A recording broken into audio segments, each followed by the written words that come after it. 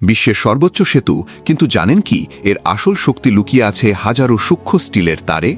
এখন আপনি যে দৃশ্যটি দেখছেন, এটি বিশ্বের অন্যতম উচ্চতম সাসপেনশন সেতুর নির্মাণ প্রক্রিয়া, যেখানে শ্রমিকরা মোটা স্টিল কেবলকে আবারও পাতলা উচ্চ শক্তির গ্যালভানাইজড তার দিয়ে শক্ত করে বেঁধে দিচ্ছেন। প্রশ্ন হতে পারে, এত শক্ত কেবল থাকা সত্ত্বেও কেন এই অতিরিক্ত বাধাই?